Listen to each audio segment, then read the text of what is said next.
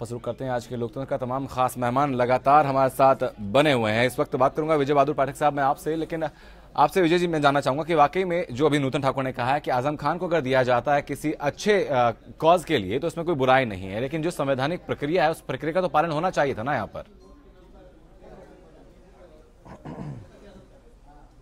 आनंद जी, जो लोग पक्ष में या जो लोग तार्किक ढंग से इसका उत्तर दे रहे हैं उन लोगों को विचार करना चाहिए कि लोकतंत्र में प्रक्रियाओं का पालन चाहे जो भी सरकार हो उसको करना चाहिए। और उत्तर प्रदेश में तमाम सारे ऐसे मामले हैं जिनमें प्रक्रियाओं के पालन की पारदर्शिता न होने कारण वो विवादों के घेरे में आए। आप देखिए, चाहे लोक सेवा आयोग के अध्यक्ष का प्रकरण रहा हो, चाहे माध्यमिक शिक्षा सेवा चयन आयोग का प्रकरण रहा हो, चाहे उच्च शिक्षा सेवा चयन आयोग का प्रकरण रहा हो, चाहे अभी लोकायुक्त का प्रकरण ले लीजिए नियुक्ति को लेकर रहा हो, इन तमाम सारे जगहों पर प्रक्रियाओं का पालन नहीं हुआ। तो इस पूरे प्रकरण में इस पूरे नहीं, आसिम वकार जी देखिए, जनता सवाल पूछेगी, आप इतनी जल्दी इरिटेट होंगे तो कैसे काम चलेगा भाई। 46 में आपको लोकतंत्र में बहुमत दिया है, आप सरकार में हैं तो लोग पूछेंगे, लेकिन आप इतनी जल्दी इरिटेट हो जाएंगे। जब आपकी तैयारी करिए, स्वाभाविक है लोकतंत्र में आपको सरकार चलाने का मौका मिला है, जो आपने किया है, आप जो होर्डिंग पर दिखा रहे हैं वो जनता आपसे सवाल पूछेगी ना। आपने होर्डिंग पर कहा था कि साहब बसपा के खिलाफ जो भ्रष्टाचार के मामले होंगे उन पर हम कार्रवाई करेंगे, आयोग बनाएंगे, आज तक नहीं बनाया। आपने गन्ना धान गेहूं की फसलों पर कहा था कि हम एक समिति बनाएंगे जो 3 महीने में रिपोर्ट देगी, उसके बाद समर्थन मूल्य करेंगे, नहीं किया। ये सारे विषय आपके जो आपने चुनाव घोषणा पत्र जिसमें आप नारा लगाते हैं पूरे होते वादे, ये उसके अंश हैं। और अगर आपने नहीं किया, लगभग पूरे हो गए नहीं, आप ये भी देखिए कौन सा वादा पूरा कर दिया आपने? आप कौन सा वादा पूरा कर दिया? हमने मेट्रो का वादा नहीं किया था, हमने मेट्रो सी। इसलिए आसिम वकार भाई गुस्सा नहीं होते हैं, लोग सवाल पूछेंगे, हो रहा हूं, धैर्य से सब्र रखिए। जब बारी आए तो बोलिए। कहा कि जरा उसके बारे में नहीं, मैंने इसलिए कहा कि जब बारी आए तो अपना उत्तर दीजिए। आसिम वकार जी आपके पास मैं लौटूंगा और आपसे मैं खुद जवाब चाहूंगा इस बात का। इतने दिन हो गए हैं, विजय जी अपनी बात पूरी कीजिए। तो अच्छा भाई, मेरा ये कहना है कि ये लगातार यह परिस्थितियां हैं, इसलिए हम आजम खान के इस प्रकरण पर सरकार ने प्रक्रियाओं का पालन नहीं किया। मेरे पुराने जो उदाहरण हैं उनको गिनाने का मतलब ये था कि सरकार प्रक्रियाओं का पालन नहीं करने की आदी है और उस आदत के तहत ही उसने। और फिर अगर आजम खान हो, आपने देखा नहीं कि पूरी सरकार आजम खान को मनाने उनके घर जाती है, समाजवादी पार्टी के राष्ट्रीय कार्यकारिणी की बैठक होती है, वो नाराज होते हैं, 3 महीने कैबिनेट की बैठक में नहीं जाते हैं। तो किसका कद बड़ा है किसका नहीं है? अगर आजम खान चाहेंगे तो किसी प्रक्रिया का पालन हुए बगैर ये सारी कार्रवाई संभव थी, लेकिन सरकार की नीति और नियत यही है कि वो प्रक्रियाओं का पालन नहीं करना चाहती है, इसलिए इस प्रकरण पर भी नहीं किया। मैंने पहले सेगमेंट में कहा और मैं फिर कह रहा हूँ, इस पूरे में जो जवाब देते समय सरकार ने ये कहा कि अल्पसंख्यक कल्याण के जो योजनाएं हैं वो ठीक ढंग से सरकार संचालित नहीं कर पा रही है। उससे मैं सहमत हूँ, सरकार नहीं कर पा रही है, न तो उनके कोई। लेकिन सरकार के जवाब से विजय जी सरकार की क्षमताओं पे सवाल उठता है ना कि सरकार आखिरकार क्यों नहीं कर पाती, जब वो एक उन्हीं के नुमाइंदे हैं, उन्हीं के लिए काम करते हैं, जनता की सेवा के लिए आए हैं, जैसा कि आसिम वकार साहब ने कहा भी है। नीति और नियत ठीक नहीं है ना। बिल्कुल आसिम जी, जनता लोकतंत्र में बहुमत देती है तो जनता सवाल जवाब करेगी और आपको जवाब देना पड़ेगा। जब आप कहेंगे कि हमने वादे पूरे कर दिए तो ये पूछा जाएगा ना कि साहब किसानों को कर्जे माफ हो गए क्या? ये पूछा जाएगा कि हर साल आपने लैपटॉप बांट दिया क्या, टैबलेट बांट दिया क्या, पढ़े बेटियां बढ़े बेटियां क्यों बंद हो गई योजनाएं?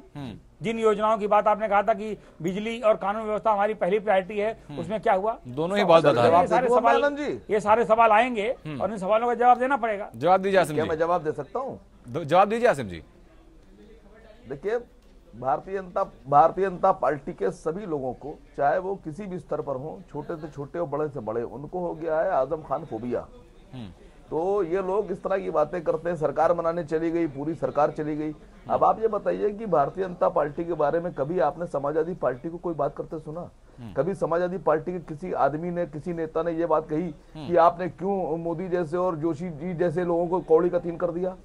क्या कभी समाजवादी पार्टी किसी आदमी ने ये बात कही कि काहे के लिए भारतीय जनता पार्टी की पूरी समूची पार्टी अमित शाह जी, हम मुद्दे से डिरेल नहीं होते हैं। आज के लोकतंत्र में जो सवाल है उसे डिरेल हम ना हो, कभी कोई और आप खुद जवाब दीजिए ना, जवाब से बचिए मत। नहीं, डिरेल की बात नहीं हो रही है, यहाँ सरकार और मंत्री का सवाल बात नहीं हो रही है, यहाँ सरकार और मंत्री का सवाल है। फिर मैंने आपसे कहा कि जब हम लोग यहाँ पे ये पूछते हैं कि 15 लाख रुपए कहाँ गए, तो कहने लगे जुमला है। अब आज़म वकार, आपसे सीधा सीधा सवाल पूछा जा रहा है, आप उसका जवाब दीजिए ना। किसी और के अगर कुछ गलत काम होते हैं उन पर भी सवाल उठेगा, उन पर भी उनसे जवाब मांगा जाएगा। बहरहाल आपकी पार्टी की बात हो रही है, आज जिस राज्य में आपकी सरकार है वहां की बात हो रही है, वहां की गड़बड़ के बारे में जवाब दीजिए ना आप। नहीं, देखिए पूरा हिंदुस्तान मेरा है और मैं हिंदुस्तान का नागरिक हूं। मैं हिंदुस्तान के किसी भी कोने की बात कर सकता हूं। नंद जी, आप मुझे रोक नहीं सकते हैं। आज़म वकार साहब, आप बिल्कुल स्वतंत्र नागरिक हैं, स्वतंत्र भारत के लोकतांत्रिक अधिकार आपके पास हैं, लेकिन आज जिस बारे में चर्चा के लिए हम यहाँ पर बैठे हुए हैं उस बारे में चर्चा करें तो बेहतर है ना हमारा। आवाम ये पूछ रही है आपसे कि आप कितने, अरे आप क्यों बिना पैदे में, आप पाठक जी से मैं सवाल पूछ रहा हूँ, पाठक जी को जवाब देने दीजिए। मैं पूछ रहा हूँ कि पूरी आवाम ये पूछ रही है कि पाकिस्तान से कितने सर काट के लाए आप? आपने चाहे लाहौर में पी या कराची में सरकार के सवाल जो उठ रहे हैं आप उनके जवाब देने के मूड में नहीं लग रहे हैं मुझे। 15 लाख रुपए काहे के लिए नहीं दे रहे हैं आप? क्यों नहीं दिए आपने? आज़म वकार, मैं सारे बात के जवाब दे रहा हूं, लेकिन सवाल भाषा में आएगा जवाब दे रहे हैं। उठाकर कभी बीजेपी की बातें करते हैं, कभी नूतन ठाकुर की बातें करते हैं। सपा ने जो किया वो तो बताइए। सपा ने क्या किया? सपा ने अगर आवाम के लिए कोई अच्छी काम किया है, उनके एजुकेशन की बात की है, उनके मुस्तकबिल की बात की है, तो उसमें आनंद जी आपको क्या प्रॉब्लम आ रही है? प्रॉब्लम मुझे ये है आज़म वकार साहब की संवैधानिक प्रक्रिया, जो लोकतांत्रिक प्रक्रिया होनी चाहिए, वैसे उस प्रक्रिया के तहत ये काम क्यों नहीं किया गया? आपको खुशी नहीं होती कि उत्तर प्रदेश में शिक्षा का स्तर ऊंचा हो जाए? आपको नहीं अच्छा लगता है कि आज़म वकार साहब बाकी प्रदेश जो कॉज बताया है समाजवादी पार्टी सरकार ने, उसके ऊपर मुझे दिक्कत नहीं है। दिक्कत मुझे इस बात से कि जिस तरीके से उसको अंजाम दिया गया है उस तरीके से मुझे दिक्कत है, इसलिए आपसे सवाल पूछा जा रहा है। नहीं, आप दिक्कत मत कीजिए। हाईकोर्ट में मामला है और ये सारा मामला हाईकोर्ट में समझने दीजिए। देखिए मेरे कहने से ना आप मानेंगे ना नूतन जी मानेंगी। नहीं, मैं तो आपसे सवाल पूछ रहा हूं, आपने जवाब मुझे खाली है कि आप सवाल उठाएंगे सरकार पर। चलिए ठीक है। सरकार सवाल उठाने का मतलब ये है कि आपने हाईकोर्ट में जाने का, आपके हाईकोर्ट जाने का मतलब ही ये था कि आपने सवाल उठाया है, आपके दिमाग में सवाल आया है, तो हाईकोर्ट से जवाब आ जाने दीजिए आपके पास। फिलहाल आप इस बारे में कुछ नहीं कहना चाहेंगे और बहुत जल्दी आप इस बारे में कुछ नहीं कहेंगे यानी? लेकिन नहीं, हाईकोर्ट में मैं क्या बोलूंगा? मैं कहता हूं बिना किसी सारी प्रक्रिया जो जायज थी संविधान के दायरे में, कानून के दायरे में रहते हुए, जो संविधान और कानून का दायरा था उसके अंदर रहते हुए ये जमीन अलॉट की गई है। इसके आगे मुझे कुछ नहीं कहना है। बाकी आप हाईकोर्ट गए, हाईकोर्ट से फैसला हो जाएगा। ठीक बात है। नूतन ठाकुर हाईकोर्ट की बात ही आज़म वकार कर रहे हैं। अब आगे आपकी पैरवी इस मामले में क्या होगी?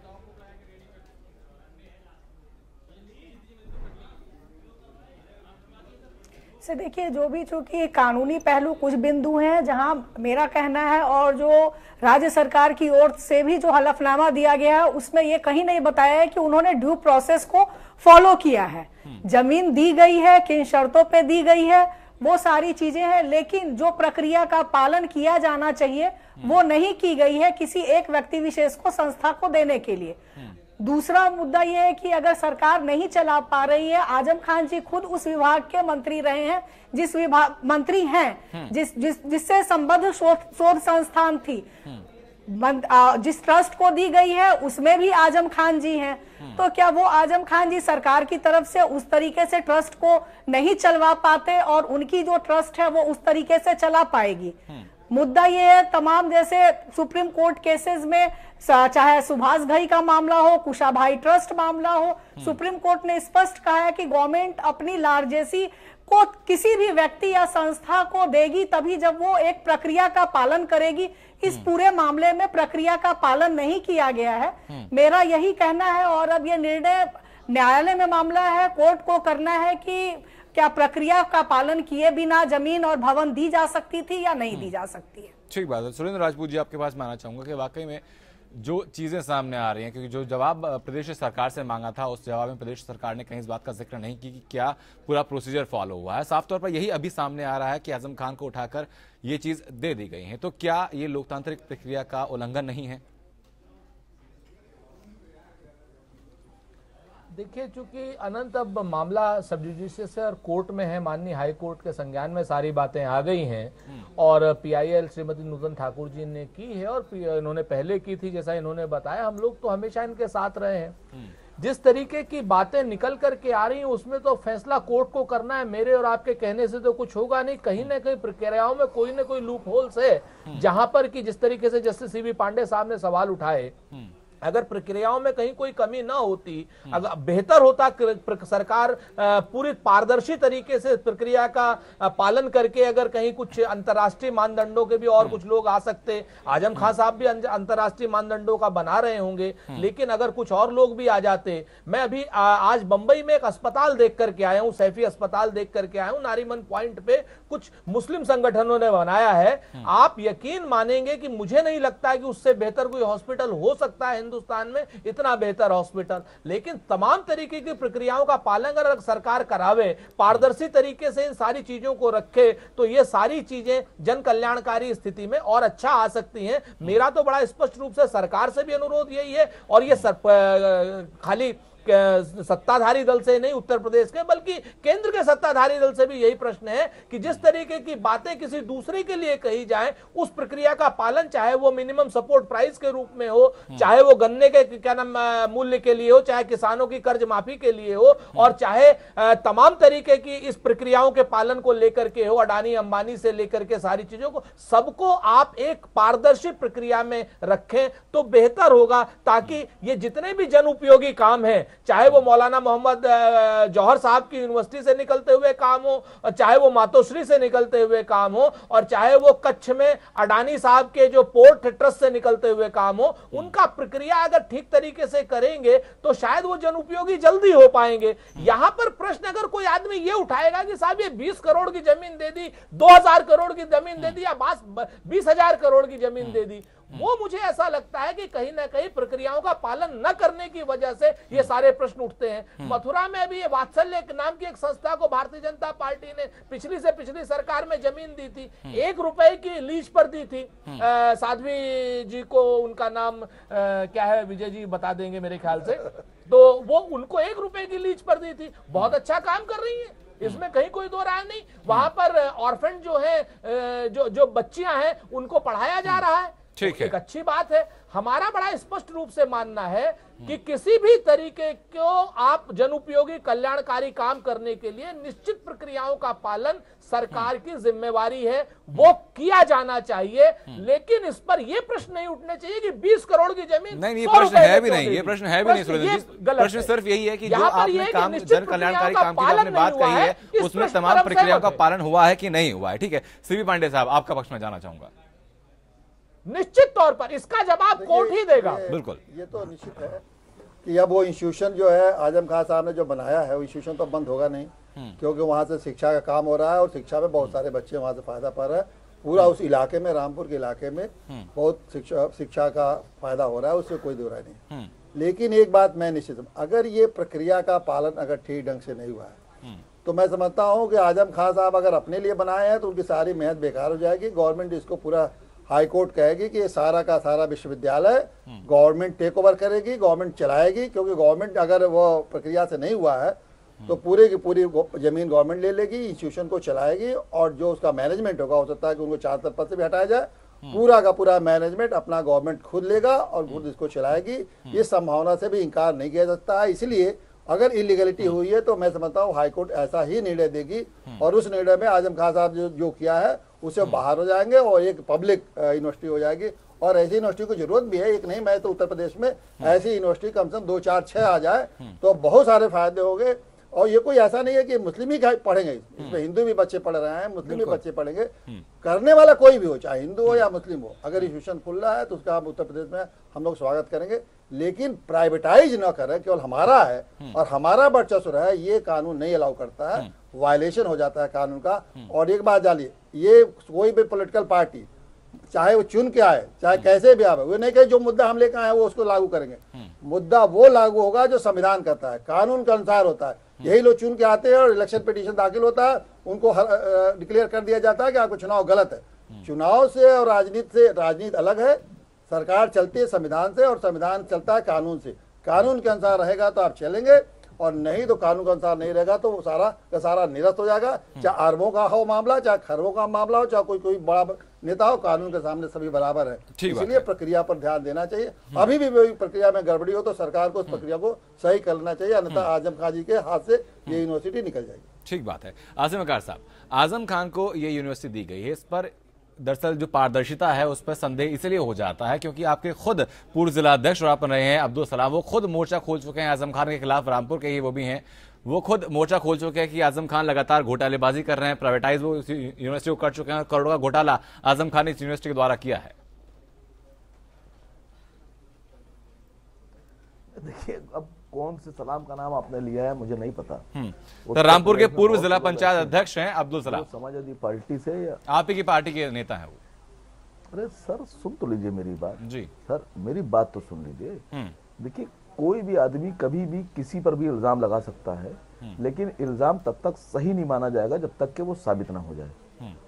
वो इल्जाम जो है वो सिर्फ और सिर्फ एक गलत बयानी या ये कह लीजिए कि किसी की छवि खराब करने की कोशिश तो हो सकती है, लेकिन अगर इल्जाम आपका सही साबित होता है तब आप सामने वाले को किसी आदमी को गलत या गलत नजर से देख सकते हैं। मेरा सिर्फ इतना मानना है कि गवर्नर साहब ने इसको अपने दस्तखत से जारी किया है इसको, और गवर्नर साहब ने संविधान के दायरे में रहते हुए कानून की पूरी प्रक्रिया के साथ इसको मंजूरी दी है, और अब मामला हाईकोर्ट में है। हाईकोर्ट में सारी की सारी बातें आप लोग के सामने आ जाएंगी। किसी तरह से कोई भी ऐसा काम नहीं किया गया है जिससे उत्तर प्रदेश सरकार पे आप उंगली उठा सके या माननीय आजम खान साहब पे उंगली उठा सके।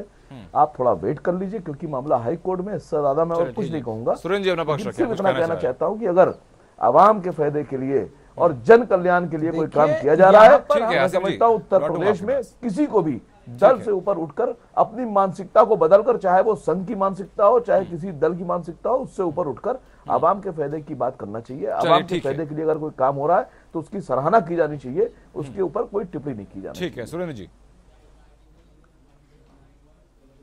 यहाँ पर दो बातें अलग अलग हो रही हैं। अनंत, मैं आपसे सिर्फ इतना क्लेरिफाई कर दूं, जो यूनिवर्सिटी है जौहर यूनिवर्सिटी वो अलग है और जौहर शोध संस्थान अलग है। जौहर यूनिवर्सिटी के दस्तखत जो हुए हैं, जो चांसलर बने हैं, वो राज्यपाल जी के दस्तखत से बने हैं। और लेकिन जो जौहर शोध संस्थान है, जौहर शोध संस्थान पहले सरकारी पक्ष का एक संस्थान होता था और उसकी जमीन अलग थी और उसको जो है क्या नाम जौहर ट्रस्ट में दिया गया है। उसका जौहर यूनिवर्सिटी से अचानक से कोई मतलब नहीं है। मैं आपको सिर्फ इतना बता दूं, दोनों अलग अलग चीजें हैं जी, दोनों अलग अलग चीजें हैं। जौहर जो शोध संस्थान है वो ट्रस्ट को आजम खान साहब के चलाने के लिए दिया गया है। उसमें क्या काम हो रहे हैं उसको देखे जाने की जरूरत है, उसमें पारदर्शी सिस्टम अपनाने की जरूरत है। जौहर यूनिवर्सिटी की मुझे लगता है कि यहाँ पर कोई बात नहीं हो रही है। ठीक बात है। नूतन ठाकुर जी, वक्त हमारे पास कम है, संक्षेप में आपको चाहूंगा फाइनल कमेंट इस पूरे मुद्दे के बारे में।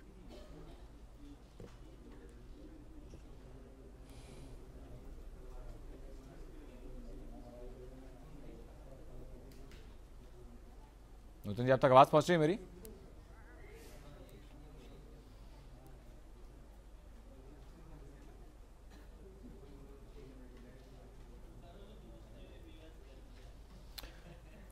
नूतन जी, आपसे फाइनल कमेंट में चाहूंगा इस पूरी चर्चा के बारे में।